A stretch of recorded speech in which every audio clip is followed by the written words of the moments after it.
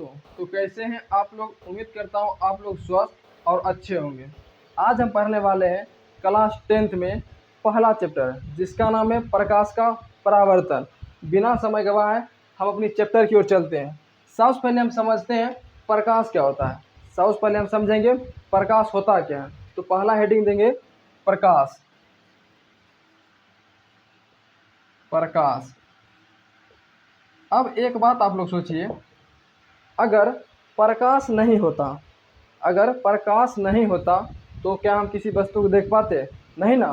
तो प्रकाश का होना अति आवश्यक है। प्रकाश वह कारक है, प्रकाश वह कारक है, कारक है जिसकी सहायता से, जिसकी सहायता से हम किसी वस्तु को देख सकते हैं। हम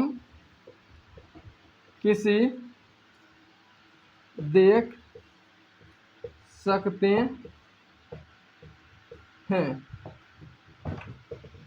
यह हो गया प्रकाश का डिफिनेशन, यह हो गया प्रकाश का परिभाषा। अब आते हैं अगला टॉपिक, प्रकाश और उसके स्रोत के बारे में। अगला टॉपिक हम जानेंगे प्रकाश और उसके स्रोत। प्रकाश और उसके स्रोत। प्रकाश और उसके स्रोत।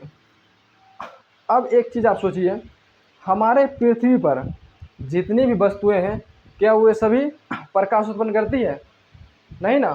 तो कुछ वस्तु ऐसे हैं जो प्रकाश उत्पन्न करती है और कुछ वस्तु ऐसे हैं जो प्रकाश उत्पन्न नहीं करती है। तो जो वस्तु प्रकाश उत्पन्न करती है उसे हम कहते हैं प्रकाश के स्रोत में आते हैं। जैसे हो गया बल्ब, ये हो गए हैं प्रकाश के स्रोत। जैसे सूरज, ये हो गए हैं प्रकाश के स्रोत। प्रकाश के स्रोत लिखेंगे जो वस्तु, जो वस्तु प्रकाश उत्पन्न या उत्सर्जित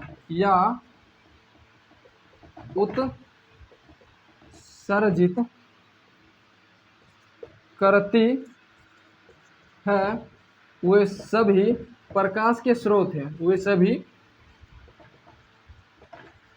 प्रकाश के स्रोत हैं।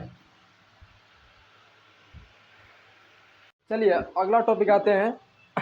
अगला टॉपिक का नाम है परदीप्त और अप्रदीप्त वस्तुएं। परदीप्त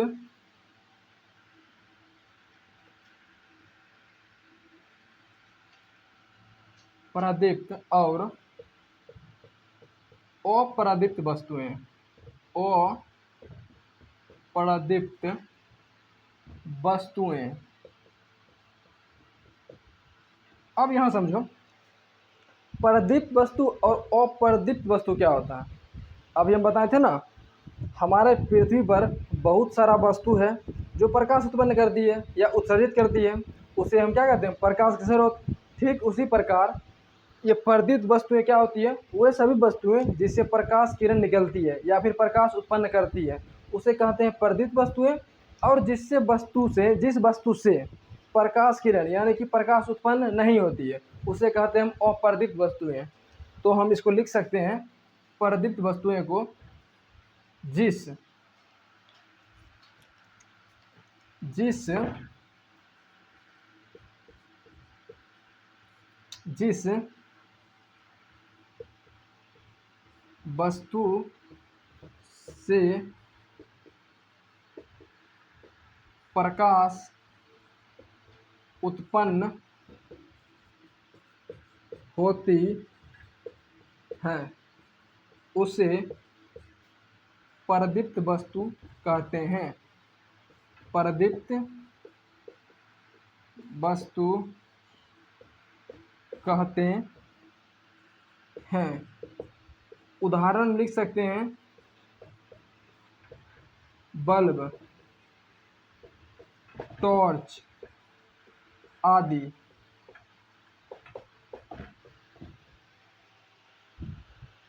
वर्धित वस्तु हो गया था। अब आते हैं अपर्दित वस्तुओं पर। जिस वस्तु से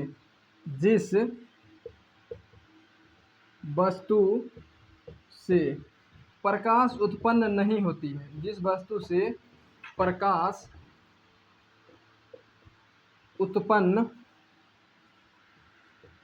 नहीं होती है, उसे अपर्दित वस्तु कहते हैं। उसे अपर्दित वस्तु कहते हैं।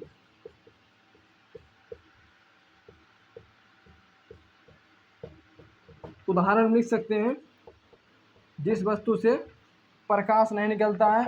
अब देखिए, जैसे क्या हो गया, पेन हो गया, कलम, इससे प्रकाश नहीं ना निकलता है। कलम हो गया है, टेबल हो गया है आदि, ये सब क्या होता है, प्रकाश नहीं निकलता है। ये हो गया अपर्दित वस्तु।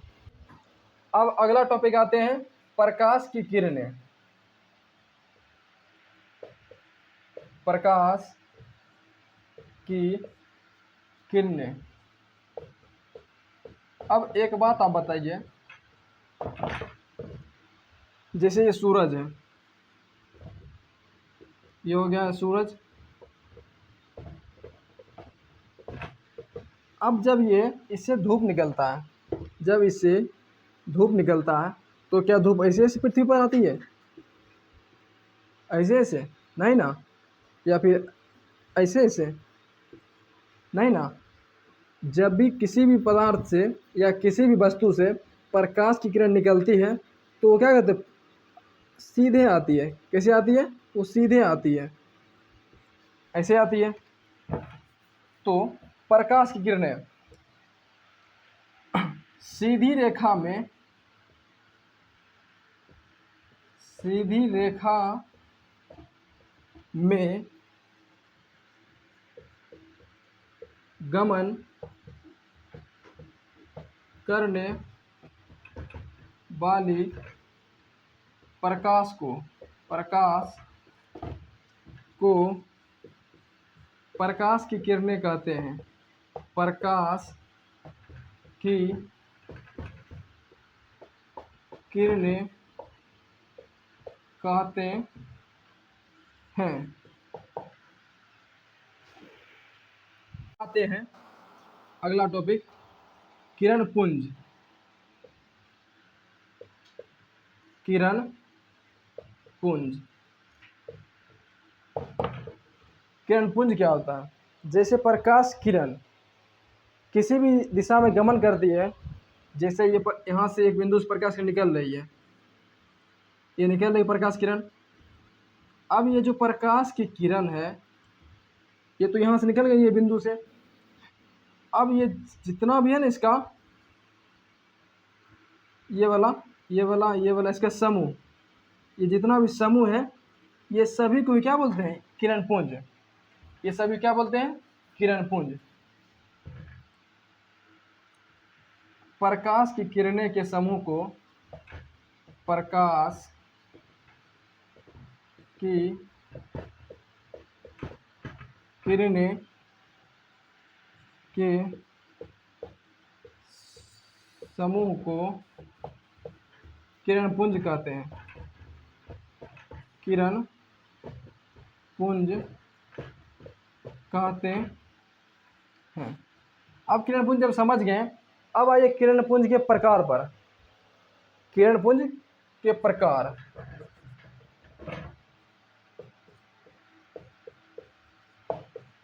किरण पुंज के प्रकार। किरण पुंज होते हैं 3 प्रकार के। पहला होता है अपसारी, दूसरा होता है समांतर, और तीसरा होता है अभिसारी। तो हम यहाँ लिखेंगे, पहला अपसारी किरण पुंज,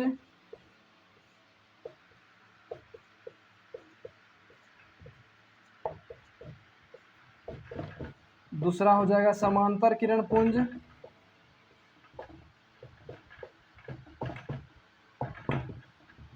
और तीसरा हो जाएगा अभिसारी किरण पुंज।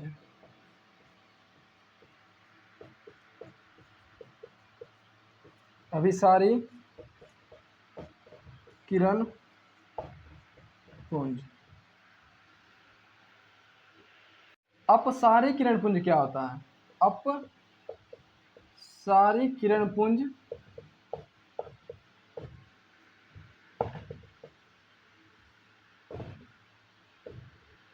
अपसारी किरण पुंज क्या होता है?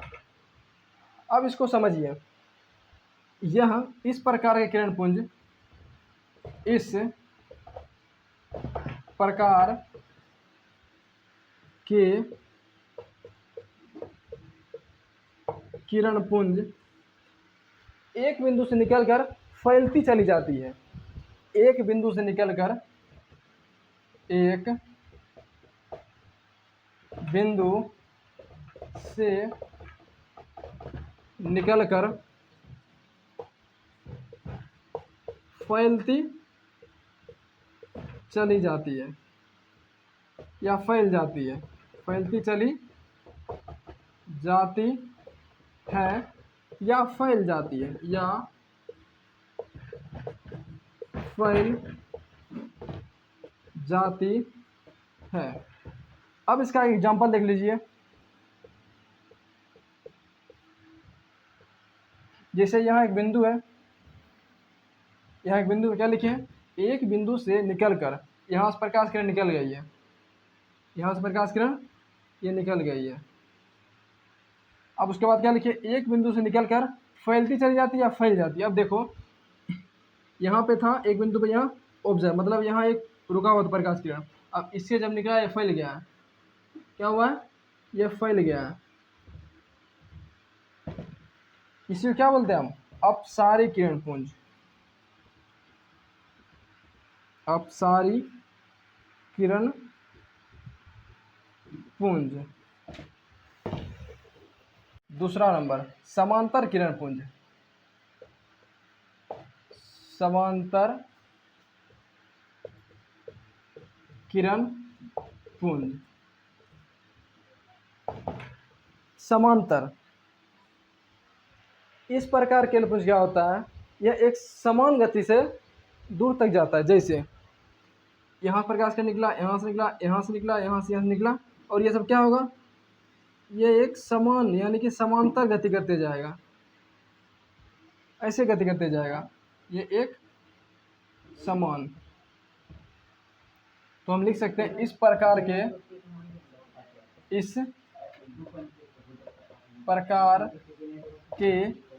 किरण पुंज में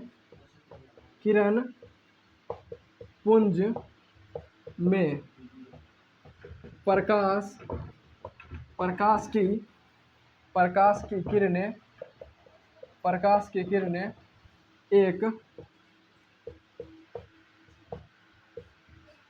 समान रेखा में गति करती, एक समान रेखा में गति करती है।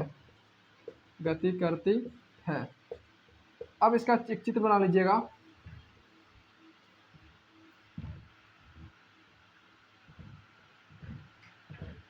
ये हो गया हमारा समांतर किरण पुंज। समांतर किरण पुंज, ये हमारा हो गया समांतर किरण पुंज। अभिसारी किरण पुंज, तीसरा हमारा है अभिसारी किरण पुंज। अपसारी हो गया है, समांतर हो गया। अपसारी में क्या होता था? एक बिंदु से निकलकर फैलती चली जाती थी, और समांतर में क्या होता था? एक समान रेखा में गति करती थी प्रकाश किरण। लेकिन अभिसारी में क्या होता है? यह एक बिंदु पर आकर मिल जाती है। जैसे यहाँ एक बिंदु है, अगर कोई प्रकाश फैल कर आ रही है, ऐसे ये सब आ रही है, यहाँ ये सब मिल जाएगी एक बिंदु पर आके। तो इस प्रकार किरण पुंज को बोलते हैं हम अभिसारी किरण पुंज। क्या बोलते हैं? अभिसारी किरण पुंज। इस प्रकार के किरण पुंज, इस प्रकार के किरण पुंज में प्रकाश की प्रकाश की किरणें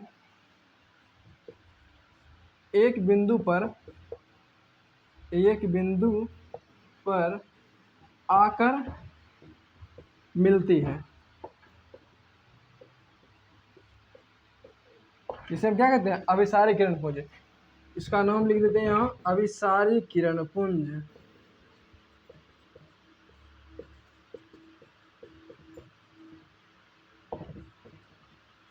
आज हमारा यहाँ टॉपिक खत्म होने वाला है।